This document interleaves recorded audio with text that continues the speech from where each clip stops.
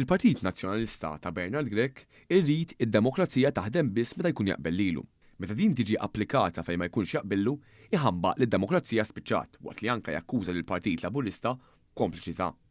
Dan qiegħed jagħmlu bħalissa quddiem is-sitwazzjoni fil-Kunsill Lokali tal-Gargur fejn spiċċa tilef il-maġġoranza wara l-Kunsillira tiegħu u Viċi Sindku Franceska Attard irriżenjatlu frott it-taħwit mis-Sindku Helen Gawci u qablet maż-żewġ kunsillieri tal-Partit Laburista Mara Ameli u Christopher Fenech biex din tiġi sfiduċjata.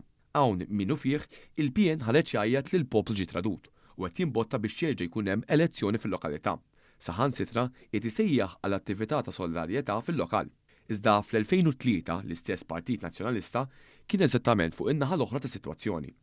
Dak iż-żmien fl-imtarfa il-Partit Laburista kien rebaħ il-maġġoranza tal-voti, iżda tilef il-kontroll tal-Kunsill meta wieħed mill-kunsillieri tiegħu, John Camilleri, ippropona mozzjoni ta' sfiduċja kontra s-Sindku Laburista li waslet biex jieħu tmexxija.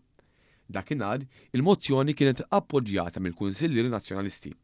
Il-Partit Nazzjonalista li kellu minoranza kien appoġġja lil Camilleri. Oħroġ il-għaġeb ħadd mill-PM ma kien tkellem dwar id-demokrazija dakinhar, anzi iġġustifikaw l-azzjoni bħala waħda skont il-liġi, kif fil-fatt kien. Allura x'inbidel issa f'ħalaraw fejn il-Partit Nazzjonalista qed jipprova jilagħba tal-vittma u ma jammettix li s-sitwazzjoni fil-lokal ġaba bideh stess, kawża ta' tmexxija ħażina u abbużiva tal-eks sindku tiegħu Helen Gawci.